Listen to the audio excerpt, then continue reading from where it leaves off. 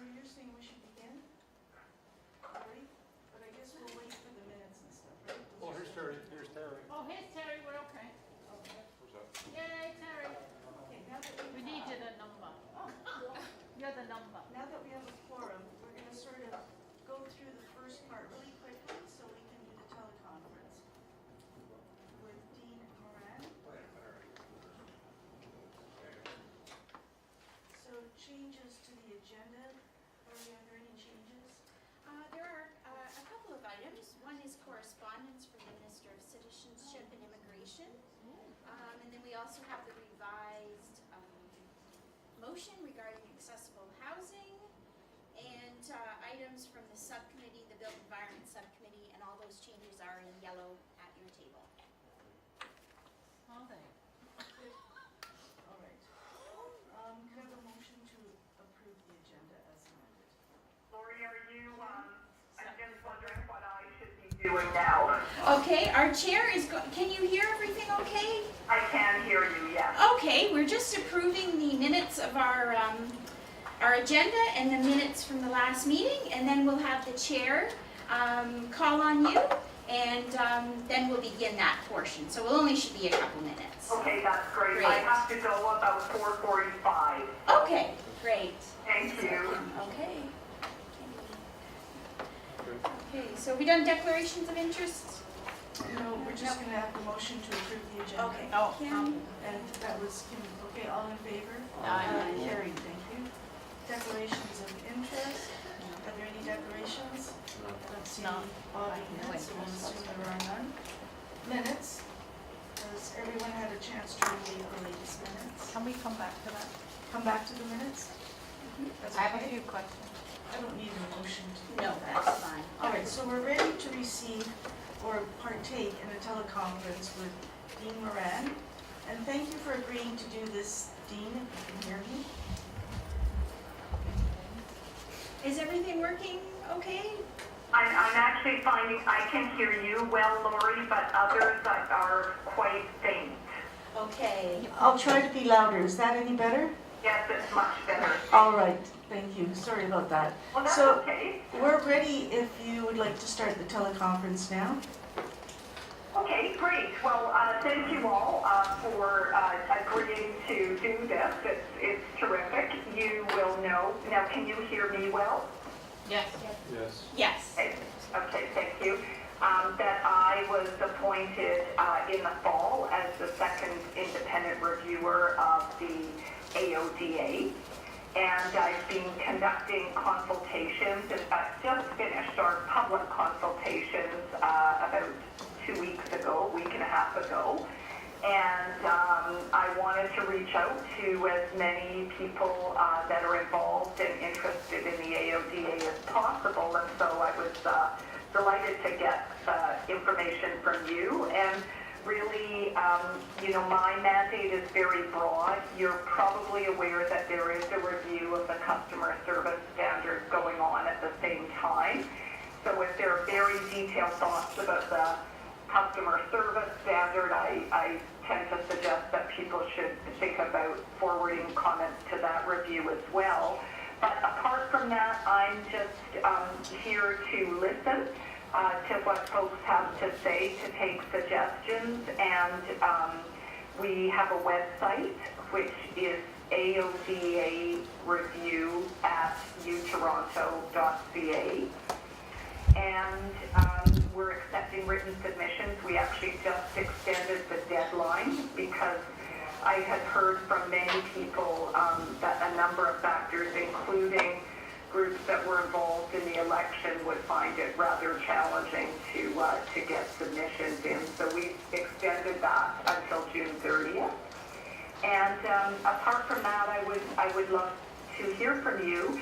And I guess just to ask that if you wouldn't mind when you speak, just letting me know who you are and what your involvement with the AODA has been. That would be fantastic, and thank you for making time to do this on what I'm sure is a busy schedule. Thank you. And who would like to start with questions or discussions? So just one thing to clarify, I'm not so much in a position to answer questions, but to hear anything that that you might, anyone in the room might think is important for me to bear in mind for when I do the review. Okay.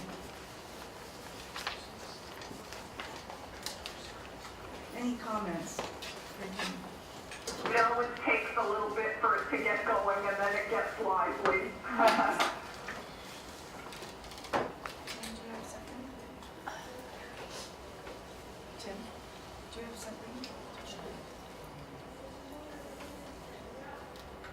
Okay, come on. Thank you. Power buttons at the center.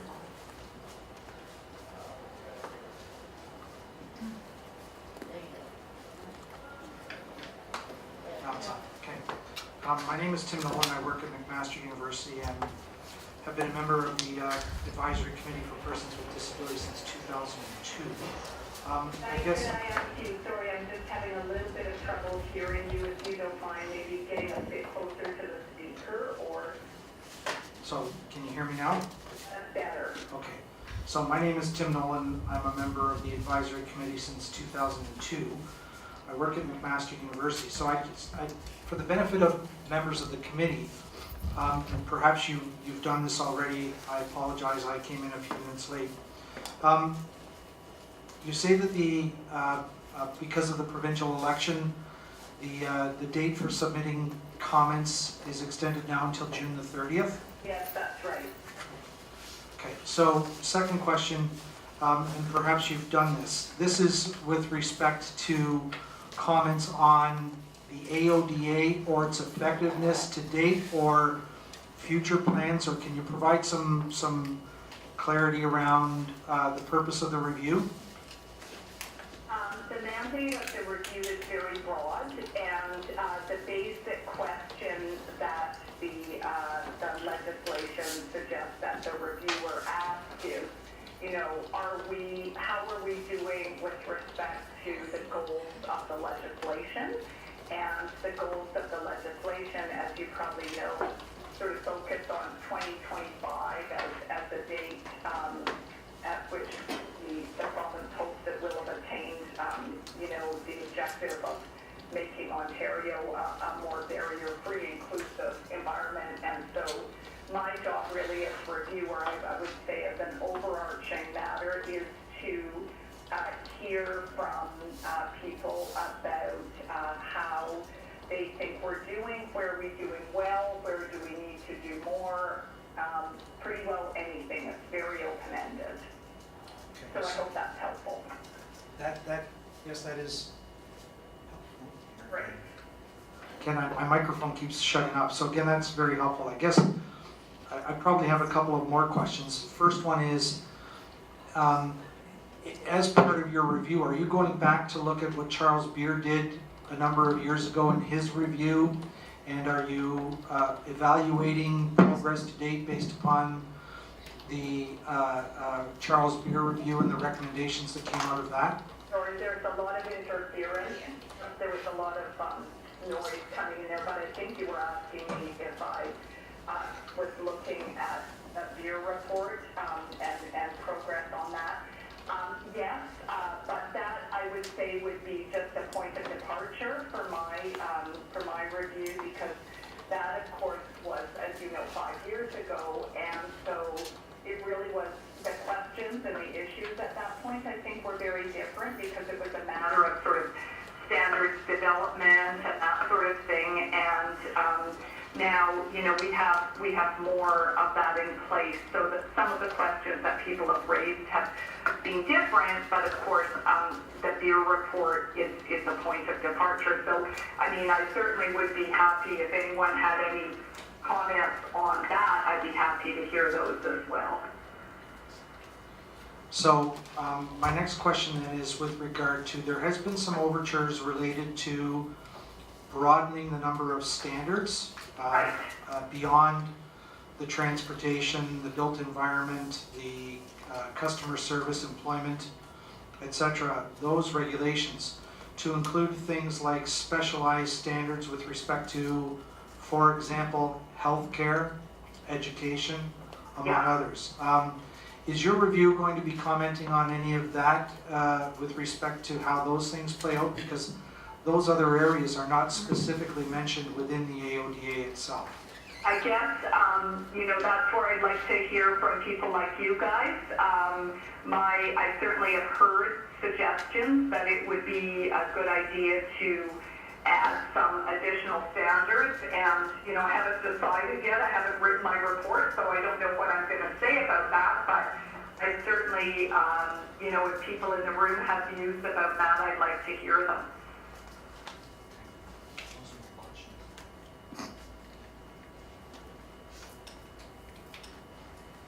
Who else? Would someone else like to ask a question or make a statement?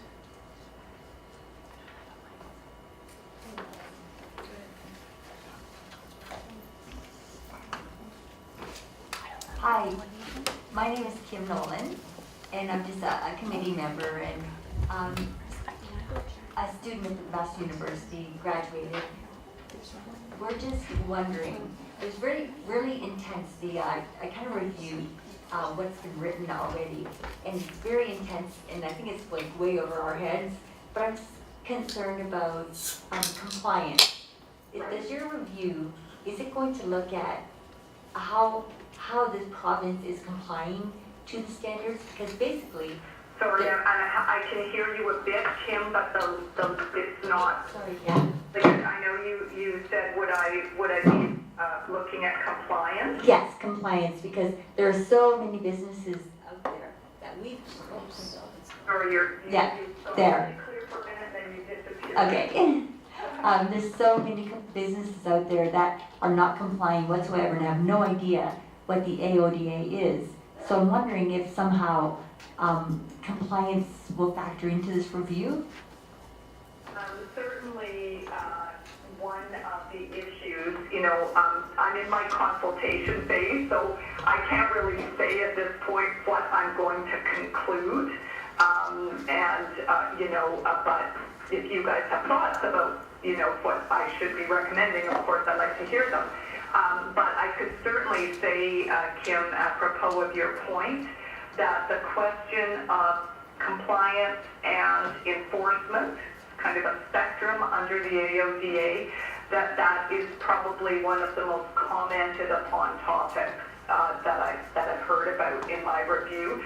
Both people's perception of how widespread compliance is, ideas about how it could be, we could be doing more to facilitate compliance, especially for smaller organizations and the private sector. And so if you have thoughts about that, I'd like to hear them. I'm not doing an audit of the AODA. That's not my kind of within my purview. My terms of reference say that I am to, look at the effectiveness of the compliance assurance framework. So, is it working? Are there ways we could be doing something better in that regard? So, again, if people have thoughts about that, I welcome them. Okay, so basically, I guess we're saying it's not working right now. It just needs to be, I guess, more education around the topic. But by the time 2025 comes along, the province won't be accessible, I'm sure, if it keeps going like it is. Right. Yes, I certainly, the idea of education and awareness, again, is a theme that I have heard, that's been sort of very commonly raised as sort of, in a way, almost like a first step that, well, not first, but something that really needs to be done. Thank you. Thank you, Kim. Paula? Hi, my name's Paula. I just want to know what you're going to do about educating all people with disabilities about the AODA, because many people I talk to don't even know what it's about, and they don't know their rights through the AODA. Right. So at this just again to clarify, I'm an independent reviewer of the legislation, so I actually have nothing to do with the implementation of it. That's the whole point of being an independent reviewer. But I take your point to be that there needs to be much more in the way, not just of education, but also public awareness. Would that be right? Yeah, that's right. Yeah. And any particular areas where you notice that, or any thoughts you might have about how that could be done in a helpful way? I don't know. People with disabilities need to know how they can, what's the word I'm looking for? See, I'm getting old. How they can advocate for themselves, right, through the AODA. So Yeah. there has to be something in place where they can find the information. The information should be easy to read, accessible in all formats, and there has to be a way where they can put in their input into what's going on in the AODA. Right. The other thing I wanted to ask about was the, when we do the training at certain organizations, Right. it's useless. Sorry, but it is. I mean, you do this little thing, you sign off on it, nobody knows whether you've done it or not. There's got to be better training for staff in organizations as well. And so this is, you're probably talking about the training under the customer service standards? Yeah. And just, is your sense that it's the content of the training is a problem, the frequency, sort of the mechanisms for delivering it? Again, training, as you're pointing to, is so important in this, that if I can find ways to make recommendations that are helpful about that, I'd really like to. Do you have a sense of where you think it's kind of falling down?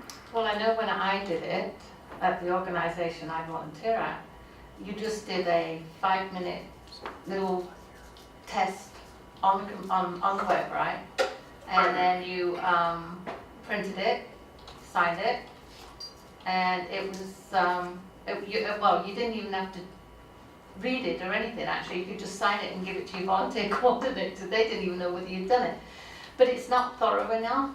There's not enough there, and I think, to me, if you're going to do it properly, you've got to have the whole thing, not just this little wishy-washy test, right? Because otherwise they don't even have a clue what customer service is about. So. Right. So kind of more thorough and more robust content. Yeah, and even if they could do half a day's training on it or something like that, just not a form you fill in on the internet, right? Right. Thank you. Thanks, that's helpful. And I'm sorry, I missed your name at the very beginning. Oh, it's Paula. Okay, thanks, Paula. Kim? Okay, I just have a quick follow-up. As Paula was speaking, I was thinking, why can't the province develop a charter of a Bill of Rights for people with disabilities, kind of like the Charter of Rights and Freedoms, have a separate document, and that way it would become more widespread and maybe more well-known? Right. But yeah, I mean, again, I think this goes back to the sort of theme of education and awareness and what tools might be helpful in that regard. Thank you. Thanks, Kim.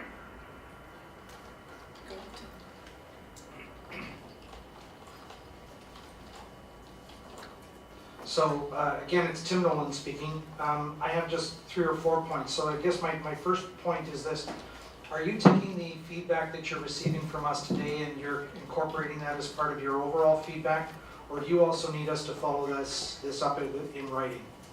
I would, well, first of all, I won't attribute anything without going back to you and permission, so I would never attribute. I'm making notes on what we're discussing, but many of the groups and organizations, if they have particular points that they would like to elaborate, are also submitting written comments, so it is entirely up to you. But I am making notes as we're talking, and I won't, of course, kind of try to record every single thing in my review itself, but I'll pull together the common themes, much as you saw in the beer report. It started out with a section, what the reviewer heard, so I anticipate doing something like that. Okay, thank you. Further to that, then I guess a comment I'd like to make is the importance or the relationship between the ODA and the AODA, and I'm pretty sure, I don't remember what clause it is, but I'm pretty sure. Or is the relation, just one second, my dog is barking downstairs, I'm gonna close the door. Betsy, could you see if you could get to the store, thank you. Sorry, I'm gonna try that, I closed the door so that he doesn't make so much noise. No worries, Sorry, Tim. I'm not sure it was your dog, it was perhaps me that was doing the barking. But with respect to ODA and AODA, I'm pretty sure the AODA makes reference to repealing the ODA at some point in time. And I don't believe It's reference to what? to repealing the ODA. Yes, it does, that's Yes. right. So, while I can't tell you specifically what clause that is, I'm not sure the AODA gives any timelines with repealing the ODA. No, and that was a recommendation of the beer report, and it has not been carried out yet. Yes. So, further to that, part of my concern is there are elements contained within the ODA that are not contained within the AODA. So and I believe there are two things specifically. One is, I don't believe the AODA speaks specifically to the continuation of advisory committees such as this. Right. And that would be a concern if the ODA is repealed with no reference to these kinds of committees. Well, I would like to think that and I believe Councillor Marula is here, and I don't know how he would feel about me saying this, but I'm going to say it anyway. He's not here. Oh, he's not here. So Councillor Marula, one of our city councillors who is a member of the committee, is not here, so I guess I can say this freely without offending him. My concern would be whether or not the City Council of Hamilton and any other municipal city councils would continue advisory committees for persons with disabilities in their current structure, or whether they would take advisory committees for persons with disabilities and somehow integrate them into other advisory committees that councils may or may not use from time to time. So I think that's a very important piece to make reference to when reviewing the AODA. The second thing related to this is, and while advisory committees for persons with disabilities, at least in Hamilton, we report right through directly to our city council or to the standing committee of council members of the city council. Part of my concern is that in that relationship, there are certain limitations or restrictions to what we can say or how we can say that. And given that these advisory committees are a slightly different beast from other city determined committees, citizen committees, such as those related to, I don't know, seniors or City of Hamilton has what they call a Mundialization Committee and so on. There's a number of city-struck citizen committees. While we fundamentally operate in the same sort of context as other citizen committees, we really do fall to some degree outside because there is legislative mandate. So I wonder if there could be some reference within your review to the structure or operation of these committees as they report through their city councils.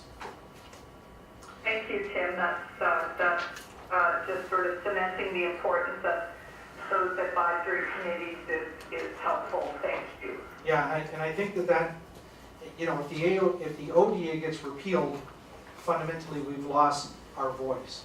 Right. Right. in legislation anyway. The second piece related to that is, I believe the ODA, and I appreciate the fact that perhaps your mandate doesn't speak specifically to review of the ODA.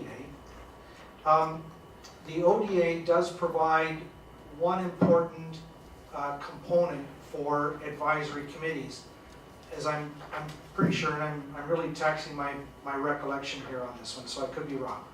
But I'm pretty sure that the ODA provides for the advisory committees to review site plans of new construction.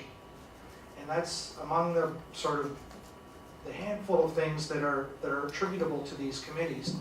That is one that is an important component, not that we've necessarily invoked that here in Hamilton, but I think that's an important component when we talk about accessibility on the physical level. Right. And that's a really important construct. So you might want to also be able to review some of the specific mandates within the ODA that are assigned to advisory committees, and look at, if there's a continuation of advisory committees, what sort of oversight do we want to assign to those committees if in fact we are considered important enough to continue. Yeah, that's a really, thank you, that's a great point. Okay. So, and I want to speak specifically to a couple of the, actually one of the regulations within the AODA, and that's employment. Right.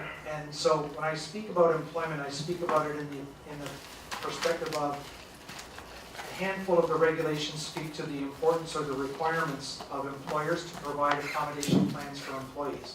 Yeah. Fundamentally, that's a restatement of the human rights code. Yeah. And I'm not sure what the relevance is of just fundamentally restating the code in the regulations under AODA. Clearly, the integrated standard has made reference to the prevalence of the human rights code, and as far as the employment regulation is concerned, that's probably quite sufficient. So maybe there needs to be greater teeth in the employment regulation related to less emphasis on the accommodation side as it already is addressed under human rights, but more so to the environmental side of the regulations. So when I talk about, I can make reference to things like benefit plans, and how benefit plans can be restrictive or they can be proactive. And many benefit plans are fundamentally restrictive. The ability for persons with disabilities to, whether it be an acquired disability or pre-existing disability, and this starts to get at things related to insurance, and how insurance, seems to have some exemptions in human rights, because it's a cost issue, and insurance companies can claim undue hardship, when fundamentally I'm not sure the, when you look at the kinds of incomes and profits that insurance companies are making, I'm pretty sure it's probably near impossible for insurance companies to make reference to undue hardship in the way that insurance provisions restrict pre-existing conditions for people with disabilities to qualify. So, maybe as part of your review, you can start to look at the employment standard, you can look at the employment regulations, and how those things are already covered off from an accommodations perspective in human rights, and then begin to drill down at what is actually missing in terms of the regulation in the broad context. Okay, that's interesting, thank you.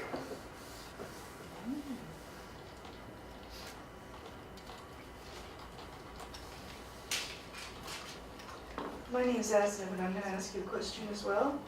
Have you actively met with the other advisory committees throughout Ontario or spoken with them? I think, sorry, it was a bit hard to hear you. Have I actively met with the advisory committees? Yes. I certainly haven't met with every single advisory committee. I've met with members of many of them. I did a whole regional meeting down in Niagara where I met with, I went to a big meeting where they gathered all the advisory committees for the region together and spent a few hours with them, which was really, really helpful. So I'm trying to reach out as much as I can. And then when I was in Thunder Bay, I had people, and in London, had people from the advisory committees as well. Okay. Any other comments or questions? Paula? Hi, it's Paula. Going back to what Tim said, if they do repeal the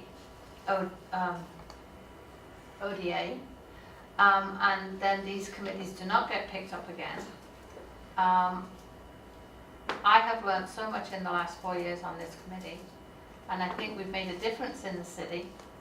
But how are we going to get our voices heard if they do that? Yeah. Because if you go to another committee and they slot us in with other people, we're not going to get our voices heard again. Thanks, Paula. I think that's a really, really important point, and certainly I think that's an incredibly significant role these committees have, is bringing people together.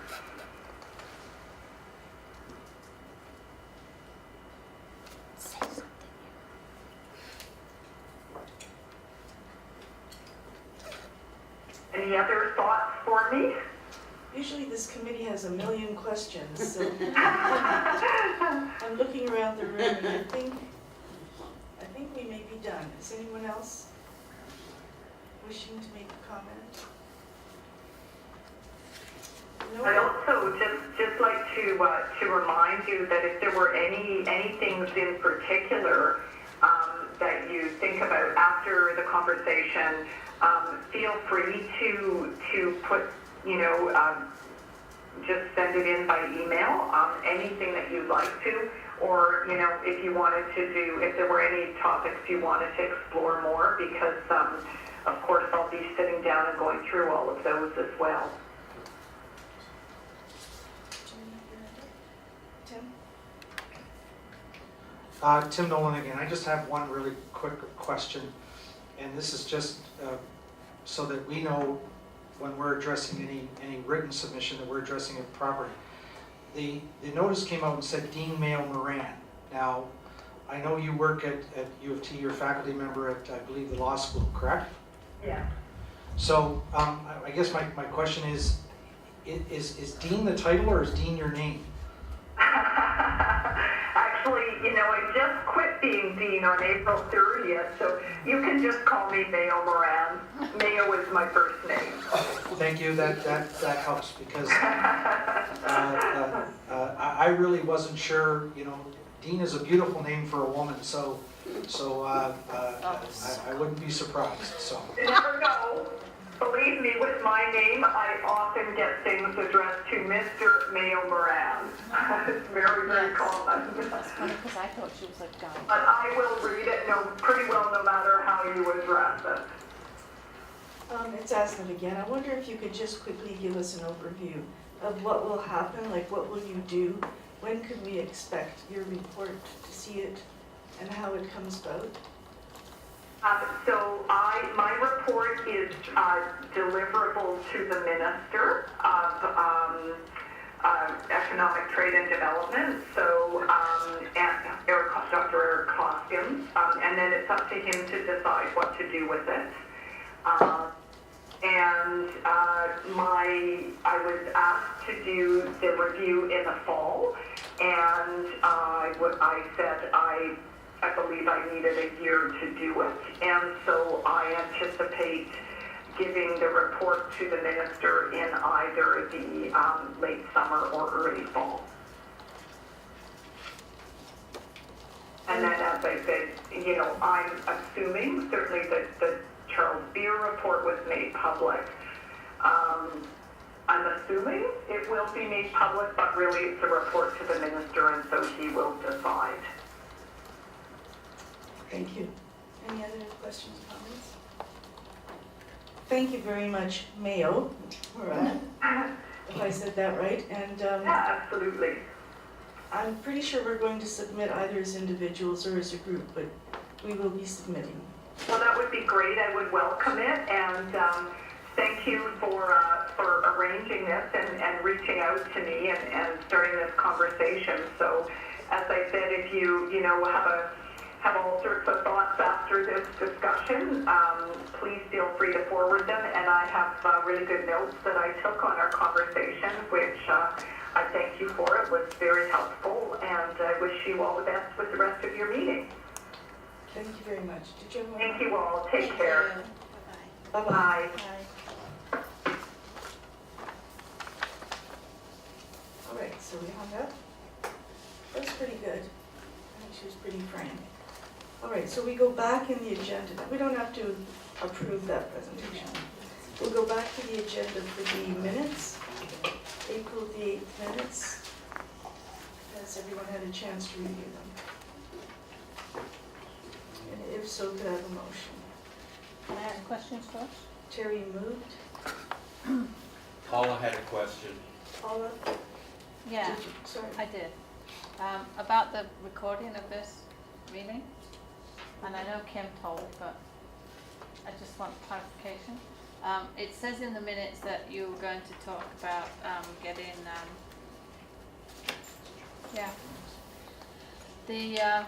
for the part of hearing, what's it Closed called? captioning. Thank you. See, it's old age, I'm telling you. What about people with vision loss with this? Because if you do, and it's recorded, right, and you do PowerPoints and that, then nobody's going to be able to know what you're talking about. I get them in advance, so I don't know. Was that discussed or not? It was discussed, and I believe, Joey, can we ask you to respond to that? I think we have, actually, let me get in front of the mic because the microphone will distort my voice from behind. So can everybody hear me fine, projecting this way? Okay, so there were two issues discussed. It was my understanding on the closed captioning that city staff were directed to look into the matter. I extracted myself very quickly from that due to some other issues about my streaming here at City Hall. The descriptive video, I believe, is what you're looking at. I'm not familiar with the technology of descriptive video. I would assume that the way of ensuring that's not a problem is to have people who are presenting describe what they are presenting and to assure that they explain why the slide looks that way. Most of the time it has been my experience that people will say what's on the slide verbally, and so that usually would cover it.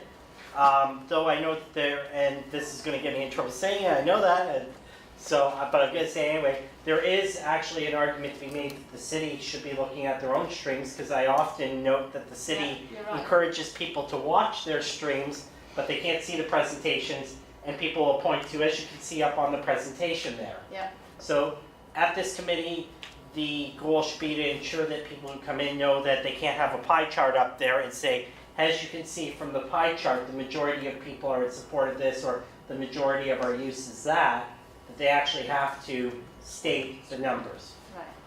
Does that solve what you're looking for, member? Well, what we do here is, because we don't, time constraints too, we sometimes don't go through all the slides that are shown on the screen, right?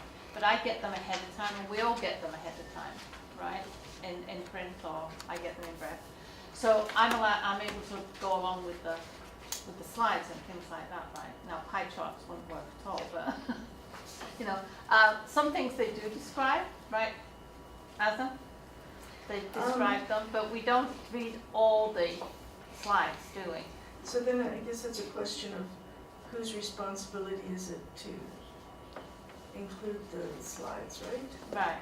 So slides, if they're shown, people will see them in the video because that's what I focus upon during a Right. slide. The challenge is that I'm not aware of any web technology that enables descriptive video over streaming, and I haven't seen that in terms of the mainstream video services. because descriptive video is usually when you're on television. It's a sub-audio Yeah. channel. And right now, web streaming does not have sub-audio channels, one, so it couldn't be done live. Two, when you have replay videos on YouTube, Vimeo, and the services that are available that I'm aware of, none of them have that descriptive video option yet. And of course, there's the other challenge of then for myself, I would be subjectively describing what is seen instead of providing. Yeah. So I think that the challenge that you're describing is best solved by ensuring presenters verbally state the relevant information. Right. Or when you go to the website to stream, on the city website to stream this thing, do we have the agenda and everything else on the website? I think we'll have to On the include city? Maxine in this conversation. Actually, Do we have the minutes and all that kind of stuff on the Hamilton website for this committee? Because that would help too, if you can, the minutes for our ACPD are on, and for all the advisory committees are on the website, but I'm not sure how that is going to, but how that's gonna solve what you're suggesting. I'm not Right, so sure. the attachments that we get Okay, would not be on the website, right? no, Right. not your No, attachments. No. So would then the slides, could you put the slideshow with a print copy of that on the website? Print copy. Are you with me? For example, So if you've got the minutes, then there'd be another link that you can click on and it would open up the slides and you'd be able to Sort of read the them. package that we received. Yeah. That would be extra work and it would happen probably after. I'm not sure, because Lori would have to tell you what they do with presentations and how they appear. Right. For presentations for standing committees of council and council, presentations such as PowerPoints or other documents are posted online and accessible that way. But in terms of for the subcommittees and advisory committees such as this one, those presentations are not currently on there, no. Because that would solve the problem of the streaming, right? Well, the problem then becomes that the city's new agendas website is using old HTML and frames. So anybody who has a screen reader or accessibility assistance on the web browsing cannot access the new website. You're kidding me. I'm not kidding you. I have a hard time accessing the new website on my computer because I use a touchscreen computer, and it's Oh, an issue the city's aware of. because I haven't looked actually. Yeah, so See? we're getting there, though. I think that maybe more appropriately to this discussion as a whole, we may wish to invite Jay Adams from the Yes. Web Redevelopment Project and determine if this committee can be separated from others and put onto the new city website, which is going to be fully AODA compliant. And actually, it's not just fully AODA compliant, it's ahead of the standard. And I've seen very early mock-ups of it. It's going to be one of the most accessible, best municipal websites across Canada. You guys will be very happy with the work that they've done. Okay. Thank you, Jane. Does that answer all your questions, Paula? And more? No, do you have more? No, Okay. no, I think I'd have to talk to Maxine afterwards. That's all right. And I assumed that you seconded the motion before you started talking. I did. Okay. So any other discussion on this? Okay. All in favor? Aye. Carried, thank you. All right, we're at number 6. Which I missed some. No, number 6. 4.1, why does it say 6 in that 4.1? Discussion items is number 4, okay. So 4.1, response to AODA accessible customer service. Standard review, I think we should talk about it right now. There may have been a bit of a miscommunication. I assumed because Tim was the expert and served on the AODA, that he was going to sort of pull together the group to put this together. And I think he thought I was going to. So It's like who's on first, what's on second. Yes.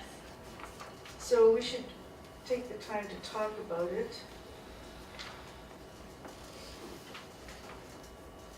Does anybody have something to say about it? Tim? Okay, so Maxine sent out 2 emails to folks asking for feedback. Right. I don't think anybody provided any feedback, at least I didn't see any. Kim was the only one that did that. Oh, sorry, I said correctly. Kim provided feedback. I think the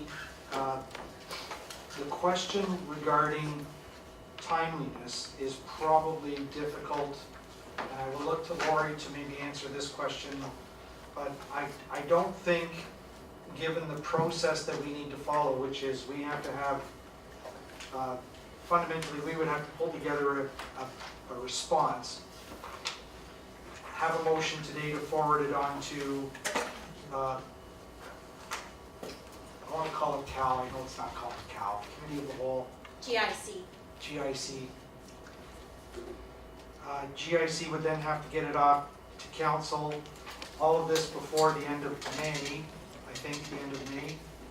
Is it Mid-June? 22nd? When is it due, Tim? The customers, no, that's the AODA feedback. Customer service, I think, is due at the end of May, Is it 22nd of May? something like that. So Okay.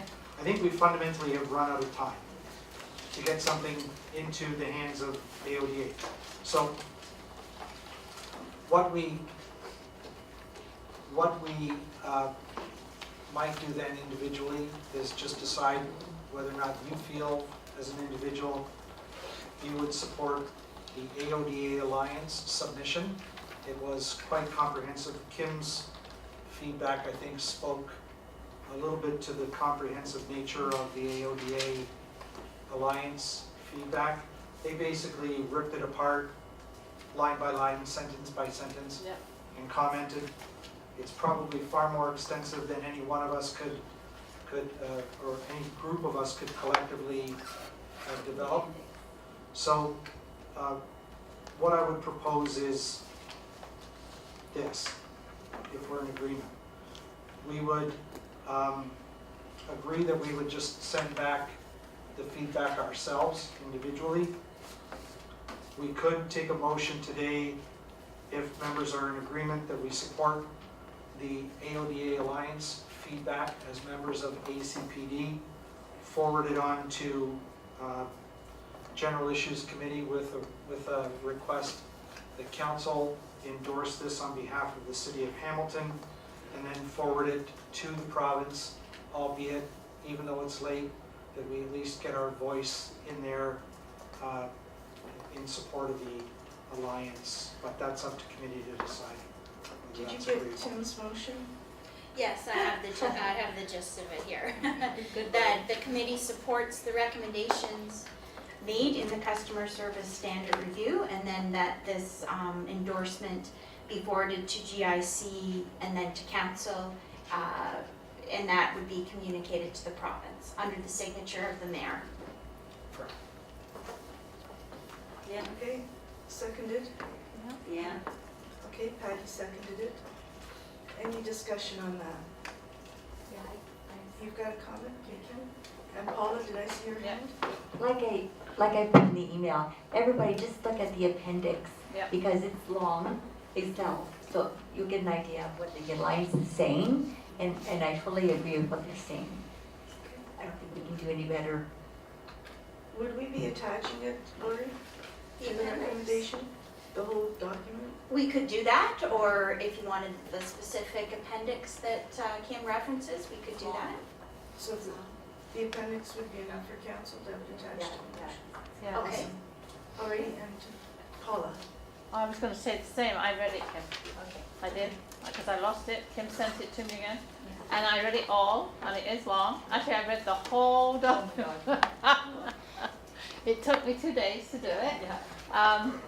But they did pull it apart, and I think they did a thorough job, and I think I agree with, I would say 99% of what they said, so I think we should support it. Any other comments or discussion? Okay, all in favor of the motion? Aye. Carried. Does anybody abstain or object? So it's unanimous? Good. Can you mark that?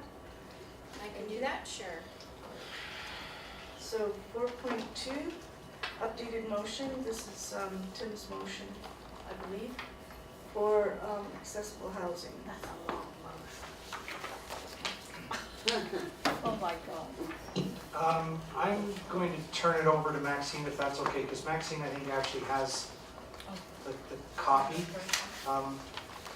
And really, this is the built environment. It's in the package. This is really the built environment subcommittee motion. I took part in crafting it, yes, but it's the committee's So are we motion. combining? So I'm happy to speak to it, but I'll let Maxine give perhaps the overview. So can we combine 4.2 and 4.3? We should probably do them separately. Yeah. Keep it separate, okay. Yeah. All right. Maxine, you're on. Well, okay, thank you. So as Tim says, he did, without a doubt, provide us with quite a substantial document to start with.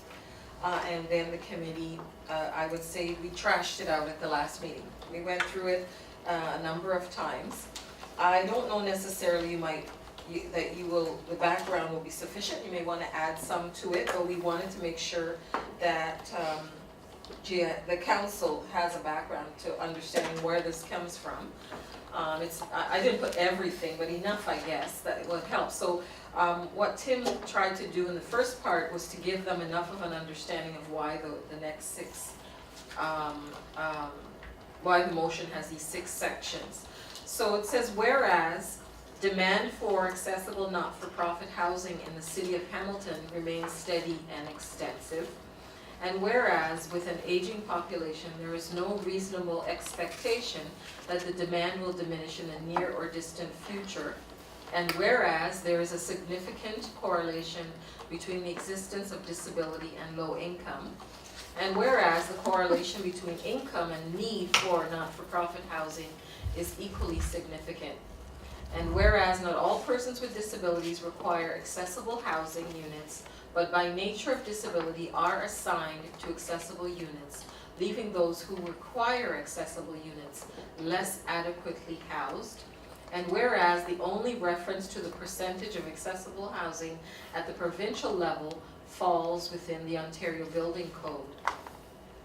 And whereas the language in the new accessible design standards in the Ontario Building Code 2013 remains vague where accessible housing regulations apply in terms of to whom or when. And whereas the Ontario Building Code 2013 language remains vague with respect to types of housing and how accessibility fits in various housing styles and or designs. And whereas the Ontario Building Code 2013 remains less than accessible as compared to the City of Hamilton's barrier-free design guidelines. And whereas from all indications, it would be reasonable to assume that the downloading of public housing responsibility to the municipality means that the City of Hamilton must establish its own benchmarks for accessible housing in both the city-owned or operated and private sector-owned or operated not-for-profit housing. Therefore, be it resolved that the appropriate staff be directed to prepare a report in consultation with the Advisory Committee for Persons with Disabilities. 1, to review of certain to review of current per capita status and future per capita needs of housing for persons with disabilities and City of Hamilton owned properties. So I want to stop at each of these and then Tim can elaborate a little bit. So Tim, you want to talk about the first one? Yeah, I think that first one is basically directed at city-owned properties, and I think, Maxine, we missed the word all. There's a So- word missing. Yeah. Okay, where are we putting all, sorry? To all persons with disabilities. Oh, I'm sorry, it's there, I must not have said it. Okay, so just so we know. Yes. So really, this clause is directed at asking staff to review the current status and future needs of housing. Forget the word accessible, just housing for persons with disabilities at the municipal level. And then you'll hear why it's just municipal and so on. You'll get the gist, I think, as we go through the rest of the motions. Yeah, and so it'll take care of, in case you're wondering, it does take care of the percentage, so we are asking for that proportion. The second one is to review of current per capita status and future per capita needs of housing for all persons with disabilities in privately owned or operated not-for-profit housing. Okay, so again, and now we're just dealing with the private sector housing as opposed to city-owned. And I think it's important to separate those out because council might say, well, we can't accept your motion because city and private, we've got jurisdiction over city, but we don't have jurisdiction over private. And given that we've separated those out in the motions, then council at least has the ability to deny one of them and not the whole thing, so. 3, to review the current and future per capita need for accessible housing for persons with disabilities of City of Hamilton owned properties. Okay, so now we're getting at accessible housing as opposed to just housing for people with disabilities. Because they're not necessarily the same. There's lots of people with disabilities who need housing, but they don't necessarily need accessible housing. Okay, so now we're digging down a little bit and getting at the accessibility component. And then the next clause, it's the same thing maybe, Maxine. Yeah, the next. The next clause, Mhm. so it is now talking about accessible housing in the private sector. So like points 1 and 2 where we separated the public versus the private housing for all housing, now we're separating the public versus private for accessible housing in Right. the fourth clause. Okay, and then 5 is to ensure that people with disabilities within the City of Hamilton who require housing because of their accessible needs are not displaced by other people with disabilities who require housing. So, and that clause is getting at, like the minute you identify yourself as a person with a disability, they stick you in the accessible housing. Whether you need the accessibility or not is irrelevant. So trying to keep separate the need for housing from the need for accessible housing, because not all persons with disabilities necessarily need accessible while they may need housing. And we shouldn't be displacing one for the benefit of another. Okay? Stop me if there's anything. Okay, and then 6, to ensure that all design and construction, including renovations and retrofits of city-owned or operated and privately owned or operated not-for-profit housing must conform to the City of Hamilton's barrier-free design guidelines. So those are the 6, right? Go ahead. Yeah, so I think fundamentally those 6 clauses address all of the whereases. And I think the whereases were really intended to say what the state of affairs is at the moment, and we need to fix that negative state of affairs with all of these prospective approaches. So, and given that the motion asks that the appropriate city staff be directed to prepare a report in consultation with this committee, that means that there should be a great deal of consultation with this committee and not just necessarily coming and having a one-stop meeting or something like that, but extensive consultation. Now the background, so we made an agreement that when we bring motions forward, we're going to include background material so that when they do go forward to committee, that the councilors understand where they come from now. And so the background here is the background from Built Environment's experience. So I'm not sure if ACPD as a whole is happy or feels that this is enough, or that you might want to tweak it. I'm not sure, but what we did was committee put this together based on how they came to this point. So you may want to, if you feel it needs a little work, you might want to say that. But basically, we talked about the fact that the issue of percentage of accessible units has been a topic of discussion at Built Environment Subcommittee for quite some time. I would say a number of years. We've talked about this, the committee trying to find a way to ensure that any new housing or any renovations take into account accessible units and how to go about doing that. So I think we've had a number of ways that that's come up. So we've talked about that and the fact that the needs of persons with disabilities for accessible homes are grossly overlooked and thus account for a long waiting list for accessible units is what I think the committee members thought was important to mention. And just recently, this is just an example they cited, which I think we talked about already, but it helped them to understand more about the fact that the percentage of accessible units is actually nowhere, which we thought previously it was somewhere on the books, and discovered that after meeting with the city's housing staff that were working on the new seniors building at 690 Stone Church Road West, discovered that there was not actually a percentage anywhere to be found. The committee asked my staff to look into the legislation, the social housing legislation and CMHC to find out what is the percentage that we should have, because when we met with the architect and the staff, they said there actually isn't one.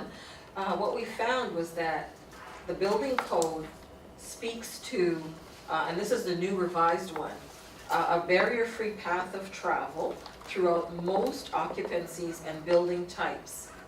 And the new amendments increase the percentage from 10% to 15%, which is the minimum number of visitable suites within a multi-unit residential building.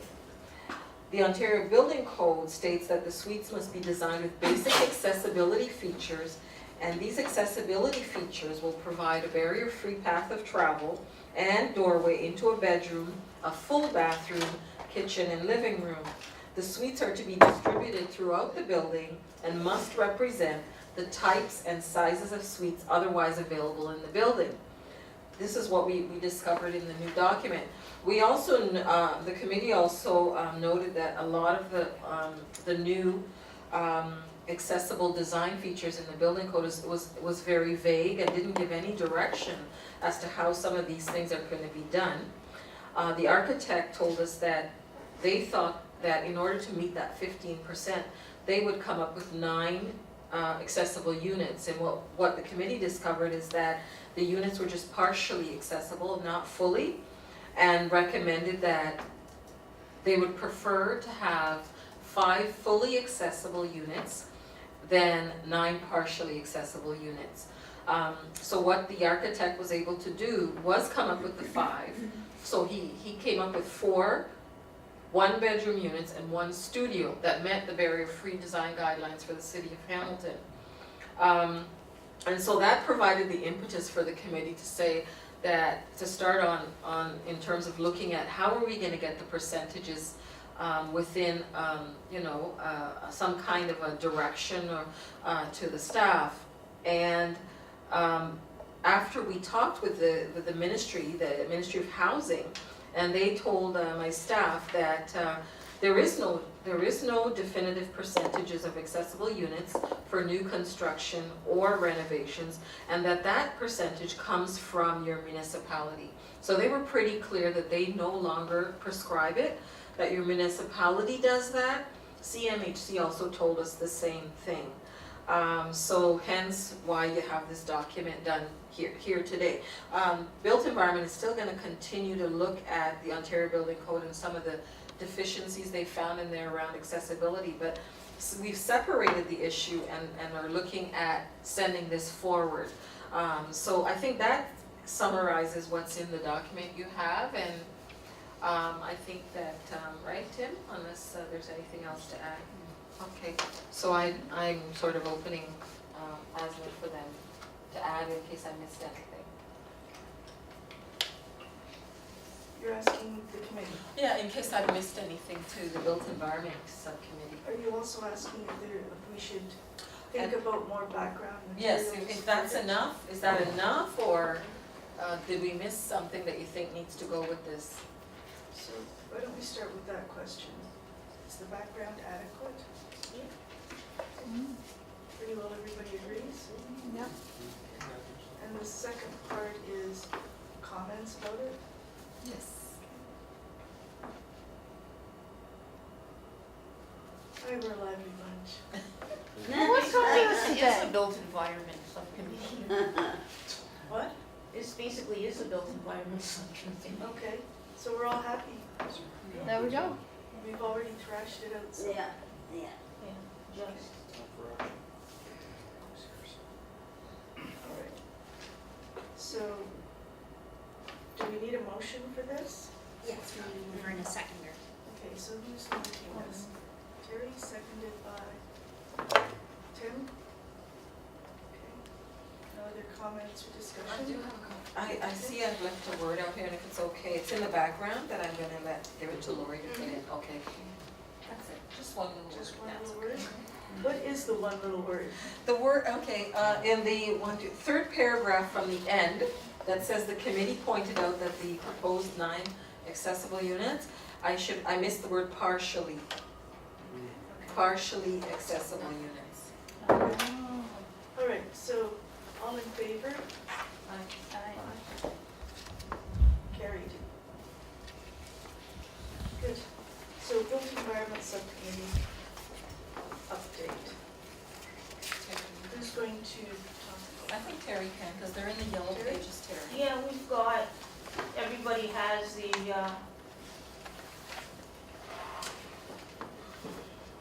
By the way, congratulations, Terry. That article and everything is great. thanks. Everybody see it? Yes. David Christopherson's office actually cut it out and framed it for me and Nice. Oh, gave it to me, really? so I got it up on my Yeah, phone. nice Oh, that's picture of her cool. and everything.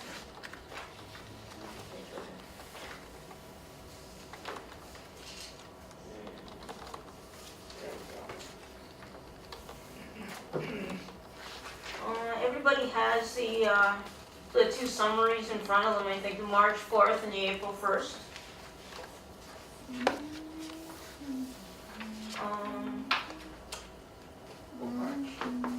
Paula, why are you shaking your head? I just received them I don't have it.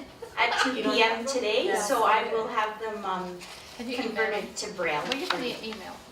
Email them to you? Yeah. Okay. Yeah. No, I don't have it, so, sorry. But you're just gonna go through, are you gonna? Are you gonna go Do you through want me it? to go through them all, or Just is it a Summarize. just? Summarize, okay. summarize, Bob. Recommendation reports for approval, the report February 2nd, 2014 with respect to social housing, accessible units percentages is to be presented to the next ACPD. We just went over that. That was basically what we just did. No presentations. The committee discussed a revision of the building code, noting the 15% minimum number of suites, reintroduced L-shaped grab bars, and the removal of the diagonal grab bar, which is just completely nuts. We know that the diagonal bar works much better than the L-shaped one. Right. And staff was asked to investigate definitions of terminology in the code and provide committee with a copy of the revised OVC documents. Bus shelter design and bus stop audit. Staff is to follow up with Christine Lee Morrison to find out when the draft audit report was to be completed. No update on barrier-free design guidelines. McNabb Street Terminal Audit, Marnie Clucky, the manager of the Facilities Management Capital Programs, attended the April 1st, 2014 and provided updates. We'll get to that in a second. And I had done a tour myself of McNabb, just checking on the deficiency list, and they have actually done quite a bit. They've lowered all the emergency call buttons and they are all working now. They've, there was a problem with the signs that said wait for gap as to whether people understood what that meant. Now it is written on the road as well as a sign, and it says look left or look right depending on which side you're standing on. So all of that is cleared up. That is all clear now. So those hazards have been taken care of. They've got the big clocks up there now that tell you when the bus comes, when the next bus is coming, what route stops there. So that makes it a lot easier. You don't have to try and read the little tiny schedules to find out when your bus arrives. And of course the black stickers covering the white makes it a lot easier to read which bus stops at which platform. Lister block missed the accessible pedestrian. Committee reported that the accessible pedestrian signals installed at the corner of Victoria and Barton were not working properly. We have since found out that they've checked them out and they seem to be working properly. There's a question as to how often somebody was pushing the button and whether that affected when the vocal instructions switched or whether they told you to remain waiting. I'm gonna try and check it out again, hopefully sometime soon. We'll see how it's working. The Lister block deficiency list, Marnie Clucky, manager, the facilities manager, capital programs, will be providing an update on the progress of the deficiency list to the committee in April. We'll talk about that in a minute. We did not talk about new capital projects. Social housing, accessibility issues and concerns. The committee recommended that the motion and report regarding social housing be presented with the background ACPD at the next meeting. Tim Nolan volunteered to draft the motion and the background. That's what we just talked about right now. Patty brought up the Steel City Wheelers and asked us for input about an upcoming fundraising event and the possibility of installing a temporary ramp at the pub where the event was being hosted. The committee advised that the pub owners should be the ones that install the ramp so that the Steel City Wheelers are not liable if anything bad happens or anything goes wrong.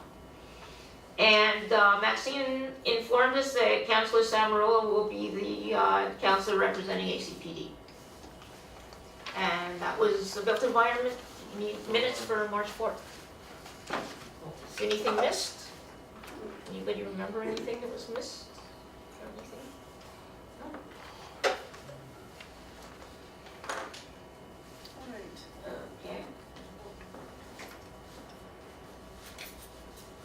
Motion to receive the minutes. Or do the vote. She's one more people. Are we doing them together? Oh, Are you doing one at a time? oh, I don't know. Okay. I saw it as one. Oh yeah, you're right, separate, sorry. Motion, Tim, seconded by Tom. All in favor? Um, Okay, thank you. Go ahead. I'm just wondering, Maxine,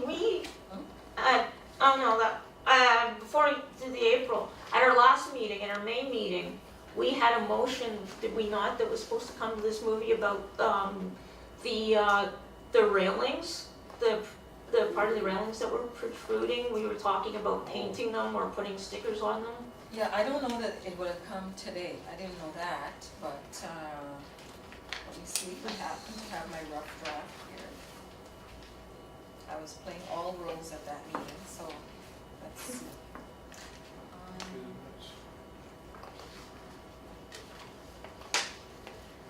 Yeah, so I have a motion here, it doesn't say it has to come to this one. Okay, I thought we were going to do that so we could get it done. I don't have So it that it written can- that way, sorry. You could, but I don't have it written that way. Is it- Okay. But, do you wanna finish that Okay, first let's and then do we'll this first and Mhm. then maybe we can do that. Okay, so our April 1st, 2014 minutes, no recommendations or reports for approval. Martin Clucky, manager strategic planning, capital and compliance, capital projects. She attended the meeting. She provided the committee with an overview of the background to the report that was presented to council on February 5th, 2014. Regarding not adequately incorporating the committee's input on accessibility into the various stages of projects. Marnie Clucky also noted that the roster for consultants who are pre-approved has a new category of accessibility. A committee will be invited to tour Chadot multi-purpose facility prior to the completion of construction, and we're still waiting to schedule that. We'll also be touring Westmount before that is completed. We're also waiting for a schedule for that. Marnie Clucky invited the committee to the upcoming CGI presentation on April 16th regarding the accessibility of the City Hall doors report. A PowerPoint summary of the report was distributed. Charlene McKay, Senior Project Manager, Compliance, McNabb Terminal Accessibility Assessment Update. Charlene McKay presented on the progress of the McNabb Street Terminal deficiency list, and a copy of the report was distributed. And again, that deficiency list, I think, is coming along very well. It's taken them a very long time to do it. We've been looking at this for a very long time, but it is actually getting done. Status update of accessibility plan initiatives, the bus stop design and bus stop audit. Staff informed the committee that the report on the bus stop audit and design report will be presented to the Public Works Committee on April 22nd, 2014, and the committee will get a copy as soon as the document becomes public. And at our last meeting, last week, actually, we were looking at those designs. Barrier-free design guidelines, the committee will review the terms and reference of the project at the May meeting, which we did. We'll talk about that, I guess, next month. Review of new capital projects. Review the capital projects September 30th, 2014 report was distributed. Patty Cameron noted that tree planting projects should be checked to ensure that they do not pose a hindrance to accessibility. And that's that one. Okay. And no motions with that report? No. Any questions of Terry? Do a motion to receive that. Paula, seconded by Bob. All in favor? Carried. Thank you, Terry. Was there one more piece to this? On our last meeting, there was a motion made. I thought that it was going to come today so that we could get it going as soon as possible. Can we look at that motion right now? It's regarding, it's something that we've talked about over and over and over again. The ramp in front, the railing, the hand railing that sticks out beyond the edge of the ramp, and that poses a huge problem for people with mobility devices, for people with low vision, for kids, for anybody that's not completely paying attention where they're going, low light conditions. It sticks, I measured it, there's part of the railing that sticks out a good 12 inches from the end of the ramp. And basically the motion is they obviously can't remove it, so we're asking them to either paint it or place decals on it that are bright yellow or an appropriate color, just to make it a little less of a hazard. Do you have? I have a motion? Yeah, I could read what we have and see if that helps. Okay. So, the committee discussed the hazards that Terry had just gone through regarding the railings along the various areas in City Hall, which marks all the stairways and the ramps. And the motion is that all City Hall railings along stairs and ramps that protrude or jut out beyond the end of the ramp or the last step be either marked with fluorescent paint, removed, or made visually discernible with using CNIB standard paint or type. And that, no, sorry, and that's it, that's that motion. Let's go on to a second one. So that's that motion to deal with the railings. They are on the deficiency list that we sent out 5 years ago. to look at City Hall, some of the deficiencies. Yeah. And they did come back to us that said that they can't remove them, but they were trying to look at options. Mary St. Clair has also filed complaints several times. She's filled out the paperwork to get them looked at, and they keep just basically blowing it off. Really? Just that's funny because I lost my cane through it today, through the railing. Because I went to turn, and it was past the edge, the end of the ramp, right, and I just. Well, the way the sidewalk is out there, I know. if you follow the white sidewalk, the path of the sidewalk, it leads you right into that part that's protruding. I've almost hit it several times. It'll take me in the collarbone. Anybody else, you know, in a mobility device, it can hit collarbone, it can hit throat, it can hit the head. Little kids running around, anybody walking in low light conditions. Exactly. It's extremely hazardous, and I think they've blown it off long enough. We really need to do something Definitely. about that. Somebody's got to get hurt first, that's the problem. So the motion was approved at the committee. Yes, it was. Was there any thought to kind of highlighting that one railing? Or you kept it There are a pretty number general? of railings around the building. There are Okay. railings also on Bay Street, on the Bay Street side and over here on the Hunter Street side. Yeah. Okay. All of which, all the pathways, as Terry says, lead you right into They do. the end of the railing. Yeah.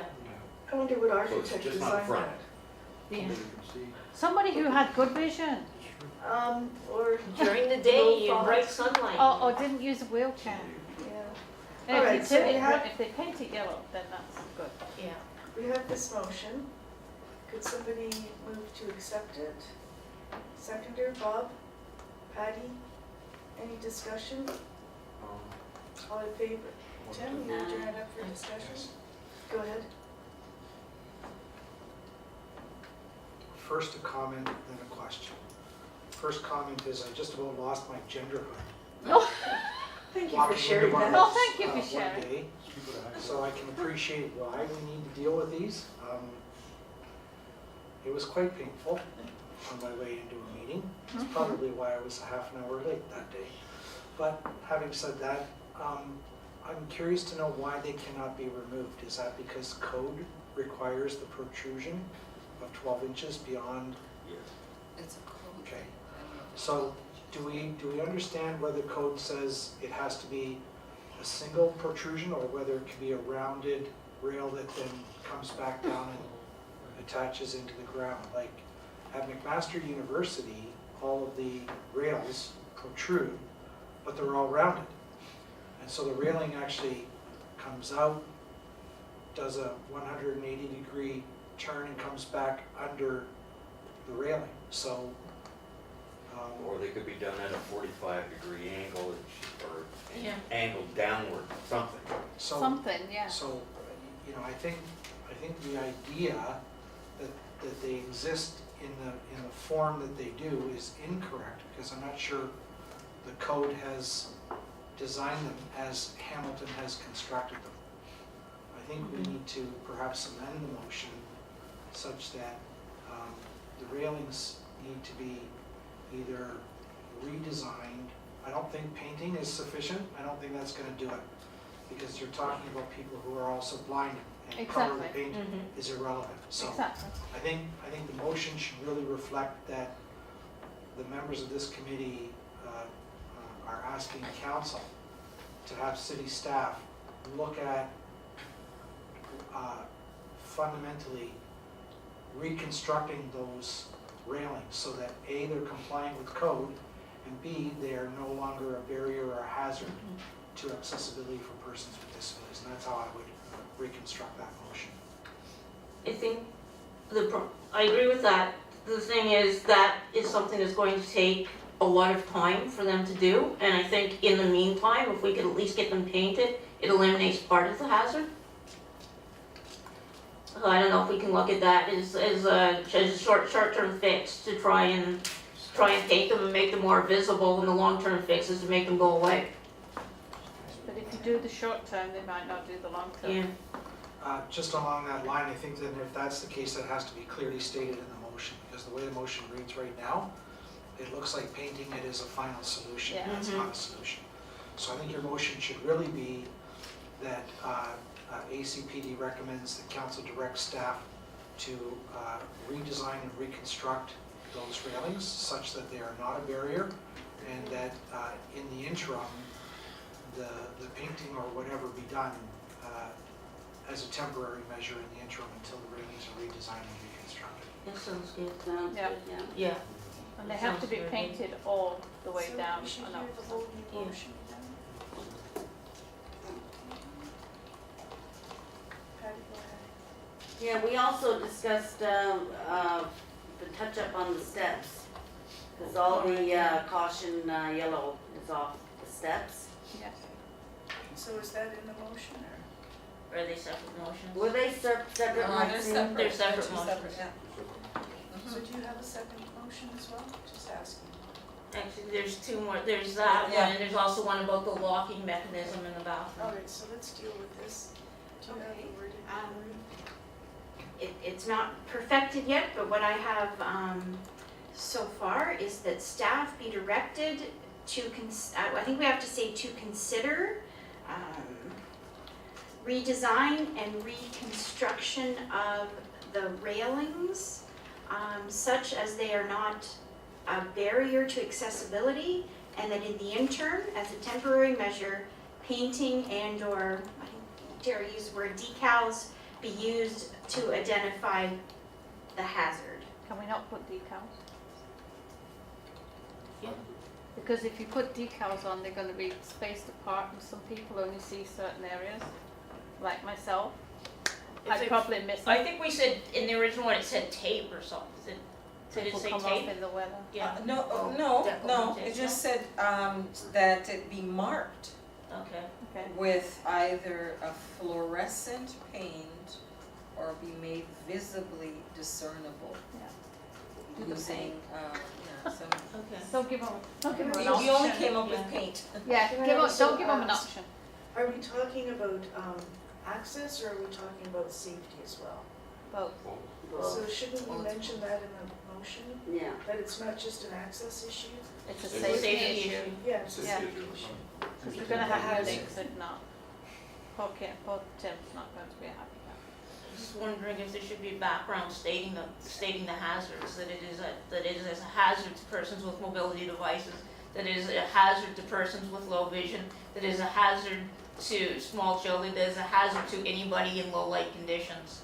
And that several, Able-bodied people in low light conditions. Conditions. Because yeah. it is for everybody. And that several people have actually come in contact with it and have been injured. And many people have had close calls as well. Yeah, I had one today, that's so. I think this is a little more extensive than doing it off the fly on the floor. Yeah. I think some proper thought, and we can work together, Maxine, myself, and other clerks to consult on the format of it. But I think in order to capture it correctly, we should maybe Get it. not do it at this time, but have it brought forward for the next meeting. Is that okay, Terry? Yeah, that's fine. Okay, there isn't a time constraint or anything. Well, it should be done as soon as possible, because, I mean, it is a hazard, and people are being injured, frequently, so. So we, Tim? So I look to Lori, I'm okay with deferring any motion until next time, because when we talk about redesign and reconstruction, that's fundamentally different than the temporary measure.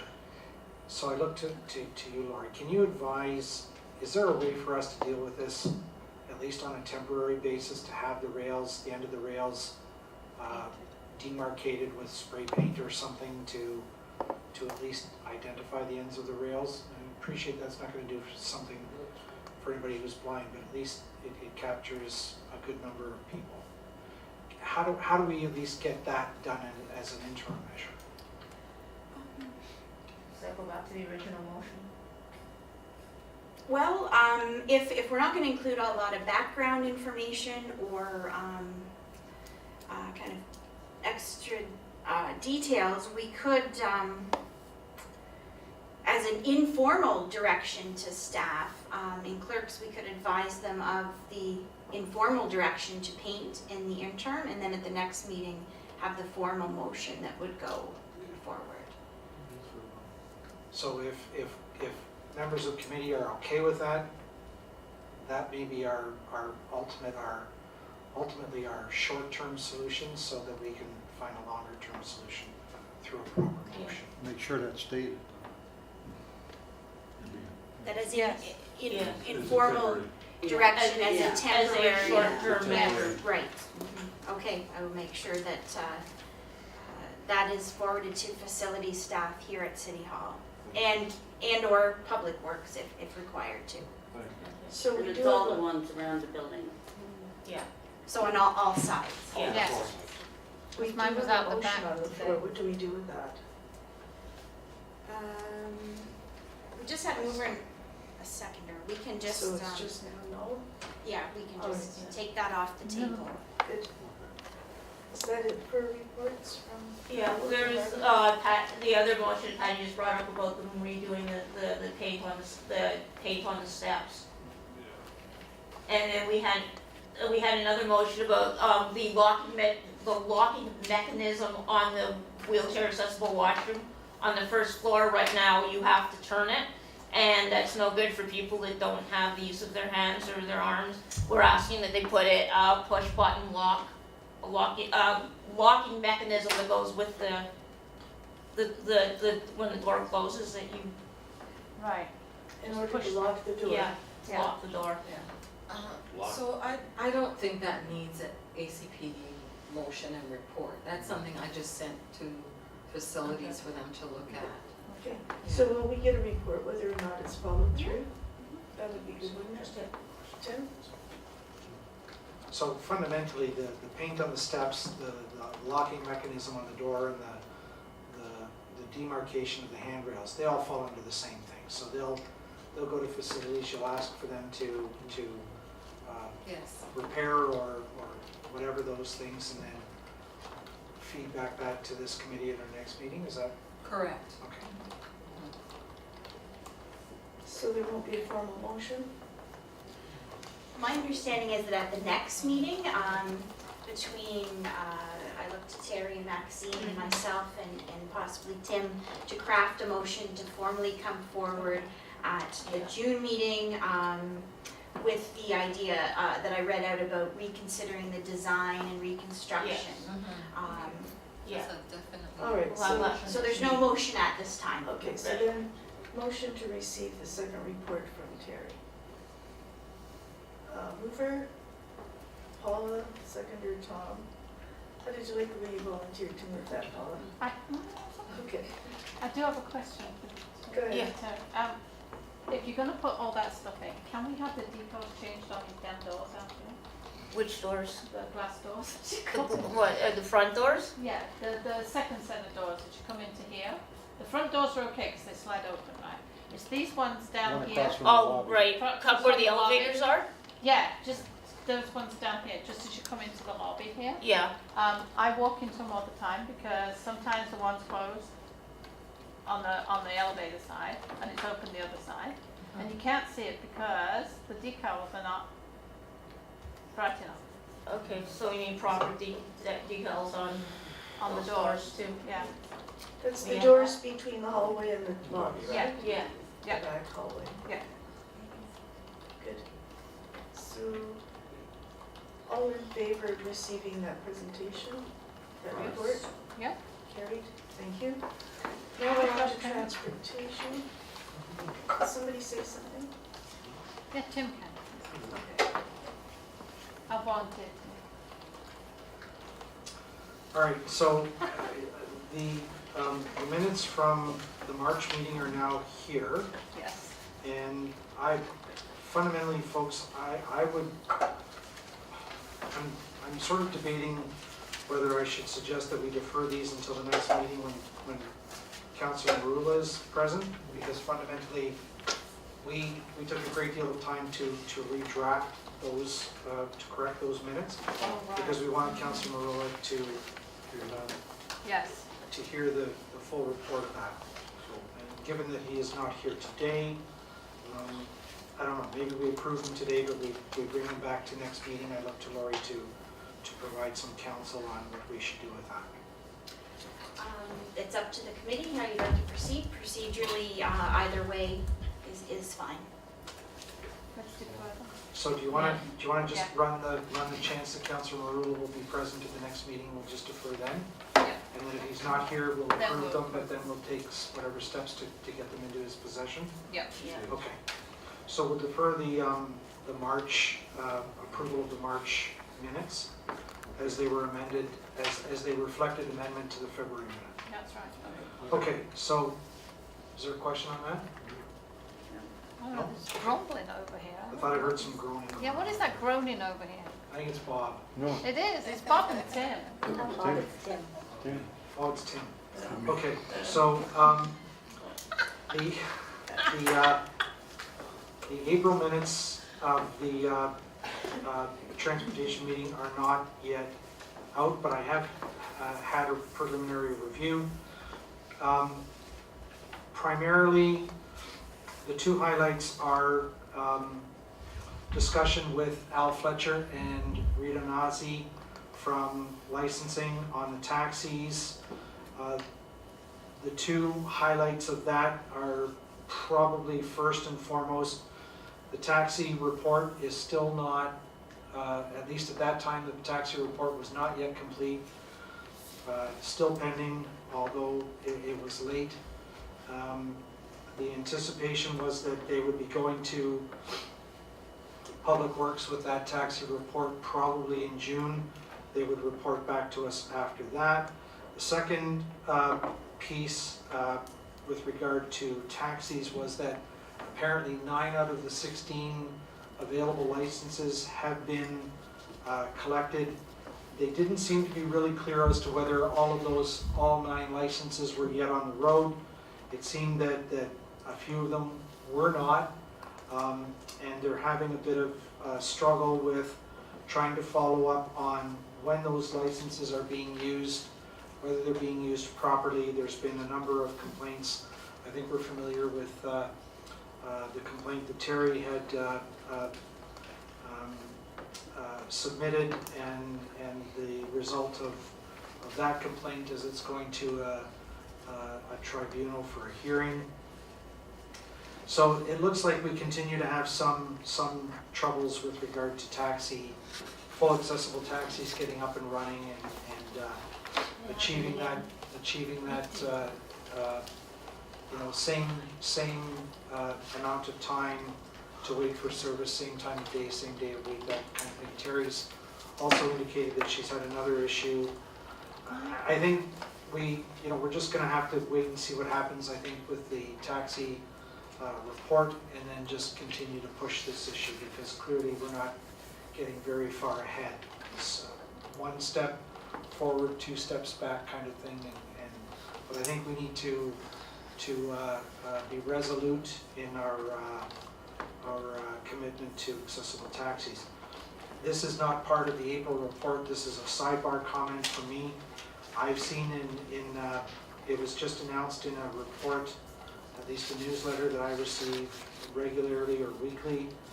The City of New York has now, just as a result of a complaint, a civil rights complaint, adopted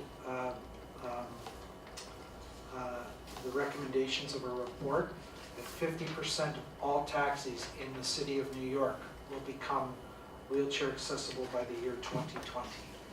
It was hard to get details on the schedule of accessibility, but they've committed to 50%. So we know that the city, and it's in the notes of our April meeting, we do know that the City of Philadelphia has adopted a report to have 100% of their taxis become wheelchair accessible. The City of New York is now moving to 50%. I think the time is going to come fairly soon for us to prevail on this matter. The second thing with regard to the notes of the April meeting that was probably most noteworthy is that the review of policies with regard to DARTS ATS, committee will look at specifically the policies with respect to onboard trip time and the call returns. Those seem to be components of the transportation system that is falling down. The onboard trip time can be as much as an hour, over an hour for some people, and it seems like DARTS, in order to meet its transportation requirements and keep their reporting within the Human Rights Commission or the Human Rights Code settlement at a high level.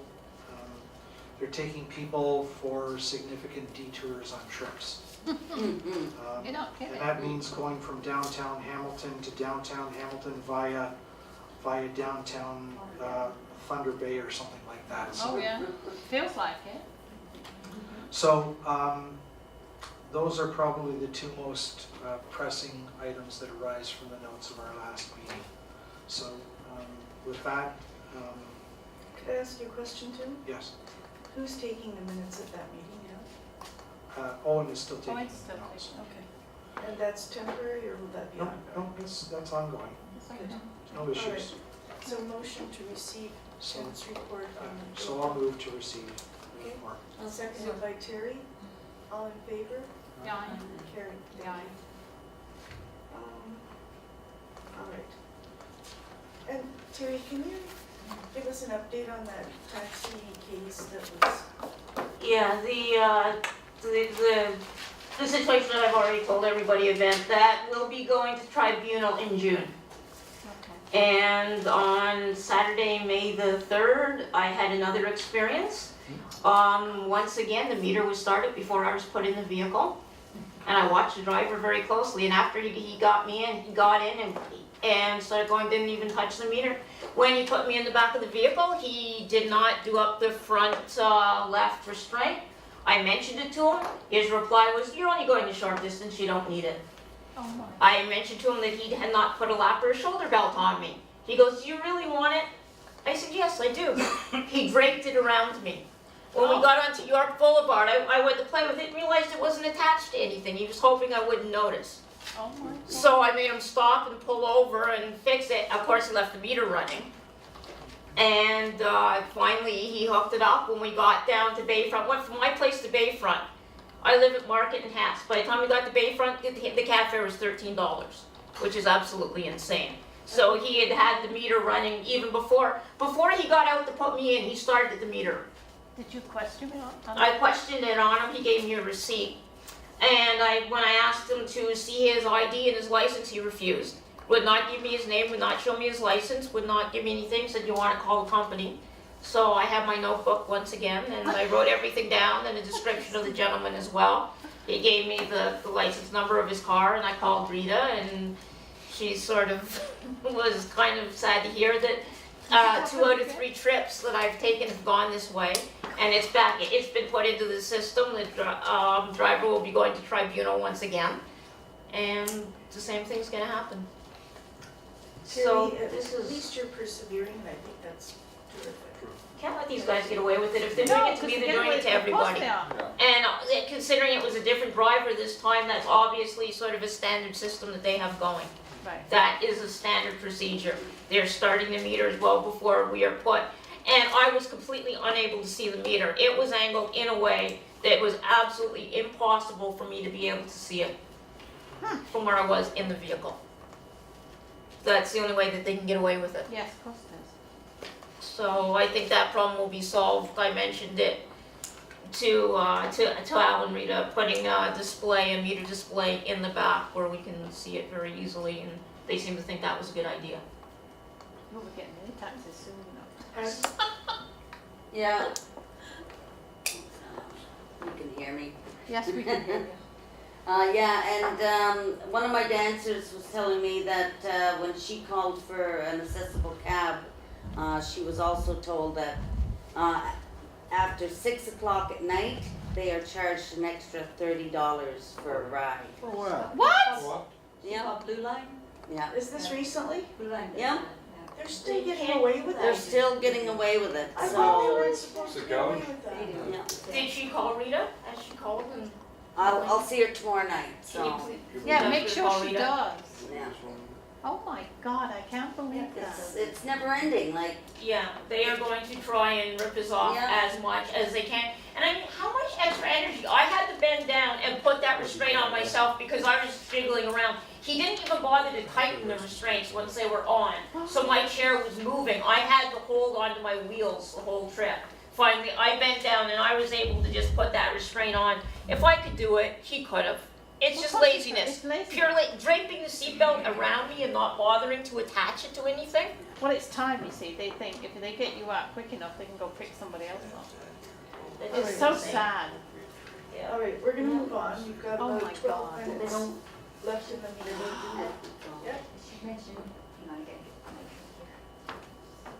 on, I should mention about the Facebook report that was presented to the Darts Board.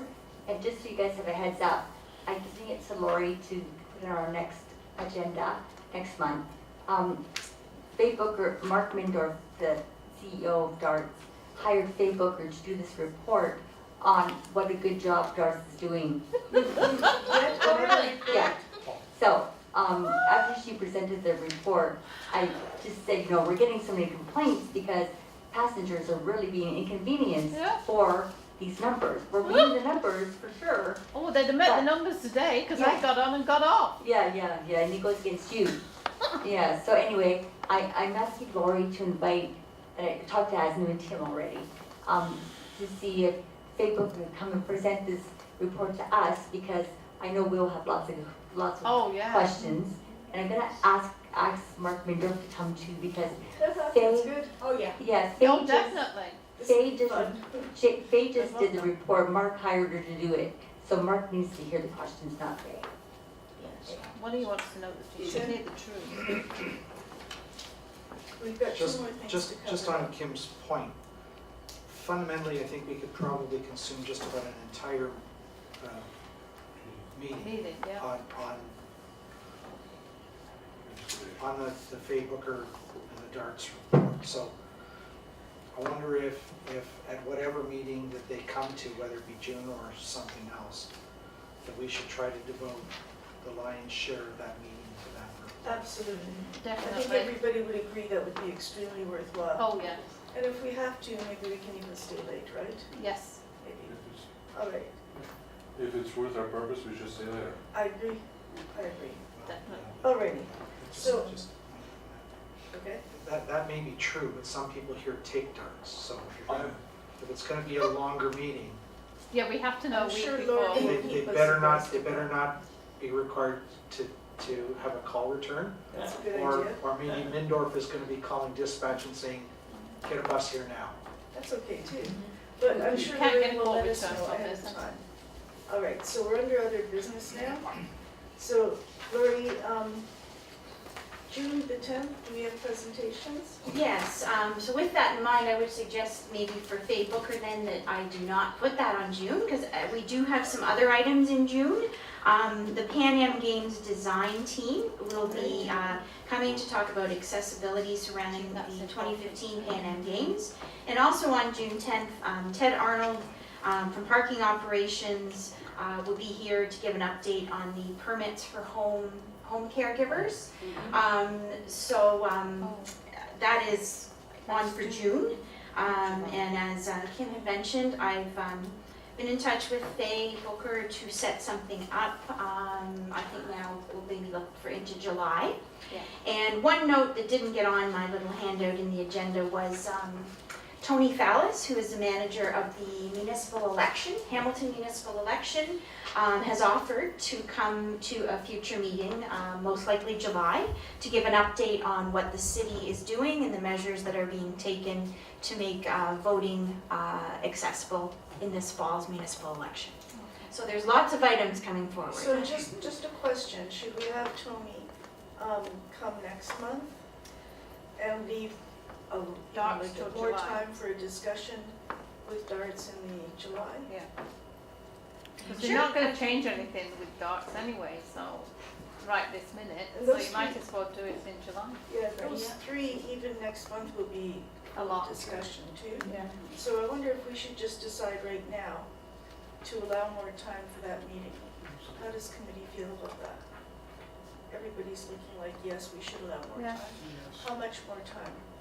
For So the next four? meeting? Yeah, with 3 presenters. So how much more time? Half an hour?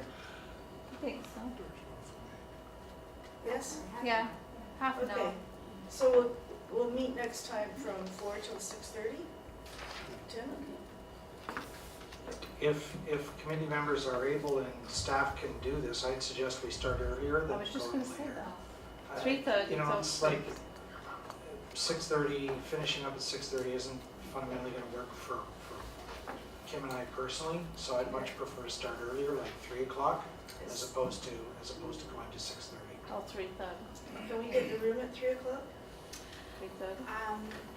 I can check on that and then advise everyone by email, and we can adjust accordingly, the start and or finish time. Okay, so is that gonna work for everybody though? No. We start at 3 o'clock? Anybody that it can't? 3:30 would be 3 good. o'clock or 3:30? 3:30? Can you make it 3:30, Patty? Yeah, if I So raise. let's say 3:30. You can raise, I seen ya. All right, and Lori will confirm that with all of us. Okay. Okay, and there was one other new business, Tim, you mentioned. So I Go ahead, Tim. oh, Sorry, there's which- 2 Tims. You go ahead, Tim. ahead. oh, did No, you no, have, you had something? I had something, Yes. but you go ahead, Tim, first. Given the elections, I understand that we cannot, as a committee, speak specifically to political directions or partisanship, that kind of thing as a committee, because we report through council. However, we do perhaps have the ability to speak in general terms about accessibility and making sure that accessibility is part of the, and I'm gonna look to Lori to correct me if I'm wrong, but accessibility is part of the political landscape regardless of partisan side. It should Yeah. be just part of the political agenda at election time specifically. So, I don't know if it's probably too late now for us to make any comment with respect to the provincial election, but I think we should have a bit more of a robust discussion about this, perhaps at our June meeting, about what kind of message we want or we feel needs to be part of the municipal election process. And that kind of piggybacks onto Tony Fallis being here to talk about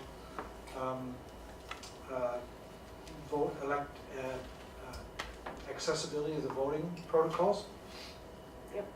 So maybe we can look to Lori to give us some direction as to what's doable, at least at the municipal level, but I would encourage any or all of you to maybe be asking political candidates in your own ridings what their position is with respect to accessibility in the AODA. So maybe we can sort of broaden that discussion with Tony Fallis Okay. and include municipal accessibility. Lori, did you want to? Tim is correct in saying that while the issues are of relevance in terms of accessibility, as an extension of council being an advisory committee, there is a fine line to walk on partisan issues or from that perspective, so that is important to keep in mind. And in terms of timing, Tim is also correct with the vote being on June the 12th. There wouldn't be time to have a formal response to go through. So as individuals, that's no problem. Anyone is welcome to contact their MPP or any candidate or any party with their thoughts and views as an individual. In terms of municipal election, that's something we can put on the agenda for June if the committee wants to discuss that and what kind of a format or scope that would take. I can bring that forward for the June agenda. Good, thank you. All right, so Tim Murphy, please. Thank you. I got it. Okay, now, the new Visit Hamden guides from the city, we just got them in last week. And they're up to AODA guidelines. They're a bigger font and they're easier to read for everyone. So right now, we're in the process of distributing them out to different organizations, I have to get them here to City Hall this week. And we have 15,000 of them. So last year we had 14,000 of the old guidelines. We went through 14,000 guidelines, or guidebooks. And I'm just wanted to notify the council that they're ready. And if anyone wants a copy, I've got a few of them here, but I'll bring them to the next meeting for your perusal. That would be great. Good. Okay? Thank you. All right. 2 minutes to go. Yes, Maxine. Aslam, I just wanted to add, this is, you had asked about note-taking at the Transportation Subcommittee, just so that you know, Owen and I, we both take minutes and we work on it, so that we get them as close as we can to accurate. And, Good. right, so that we are working at it. That's a good move, thank you. All right, motion to adjourn? Yay. Yay. Paula, seconded. Everyone. Terry, all in favor? Aye. Aye. Carried. Gotta go to a meeting, that's why. Good.